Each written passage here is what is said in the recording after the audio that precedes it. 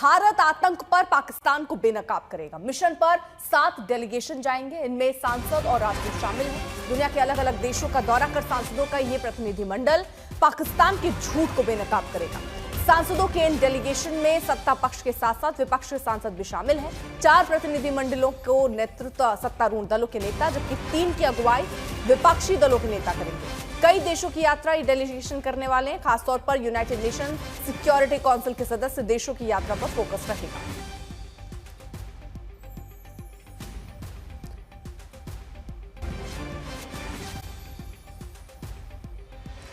अब ये डेलीगेशन जिनको ब्रीफ किया जाएगा और उसके बाद पाकिस्तान को बेनकाब किया जाएगा, लेकिन इसको लेकर सियासत जबरदस्त चल रही है। ये रिपोर्ट 9 मई रात को तकरीबन 9 बजे जिस भी दुश्मन की पोस्ट ने युद्ध विराम का उल्लंघन किया, उन सभी पोस्टों को भारतीय सेना ने मिट्टी में मिला दिया। अगर आप सांसदों को शामिल करोगे तो आप जो वो दल है उन नेताओं से तो पहले बात करो ना।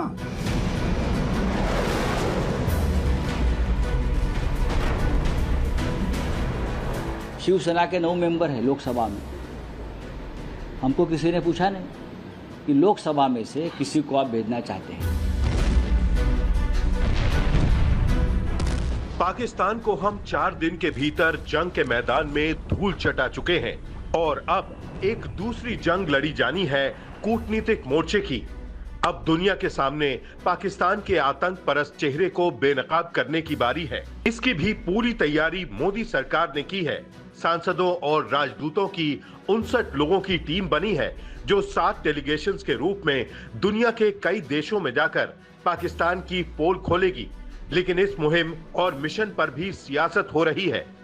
कांग्रेस खफा है कि उसने जो 4 नाम भेजे थे उसमें से एक ही सरकार के डेलीगेशन में है। जयराम रमेश कह रहे हैं कि मामला देश से जुड़ा है, लेकिन इस पर मोदी सरकार सियासत कर रही है। अगर आप सांसदों को शामिल करोगे तो आप जो वो दल है उन नेताओं से तो पहले बात करो ना और उनसे नाम मांगो। और हमने 4 नाम दिए हैं, अनुभवी नाम है।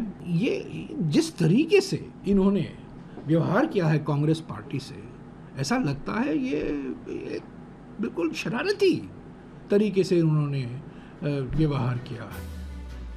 उधर महाराष्ट्र के उद्धव खेमे वाली शिवसेना खफा है कि डिप्टी सीएम एकनाथ के बेटे को एक प्रतिनिधि मंडल का मुखिया आखिर क्यों बनाया गया। उद्धव गुट के नेता संजय राउत तो 7 डेलीगेशन को लेकर कह रहे हैं कि इस बारात को भेजने की क्या जरूरत थी। सबसे पहले इस प्रकार का डेलीगेशन भेजने की जरूरत नहीं थी। क्या जरूरत थी? अपोजिशन ने एक मांग की थी, स्पेशल सेशन कश्मीर और ऑपरेशन सिंदूर पर, वो आप नहीं करने जा रहे। वो सेशन होने के बाद आपको भेजना चाहिए था। शिवसेना के 9 मेंबर हैं लोकसभा में। हमको किसी ने पूछा नहीं कि लोकसभा में से किसी को आप भेजना चाहते हैं क्या कर रहे हैं लोग? हाँ, ये क्या नौटंकी चल रही है? सियासत कुछ दूसरे मोर्चों पर भी हो रही है। राहुल गांधी सवाल कर रहे हैं कि क्या विदेश मंत्री जयशंकर के एक बयान के मुताबिक पाक को आतंकी शिविरों पर हमले से पहले बता दिया गया था। पाक को कार्रवाई के बारे में बताना बड़ा गुनाह है। विदेश मंत्री ने खुद माना कि पाक को बताया गया था, लेकिन किसने उनको ऐसा करने की इजाजत दी थी? हालांकि राहुल के सवाल को लेकर सेना के रिटायर्ड अफसर भी गलत बता रहे हैं।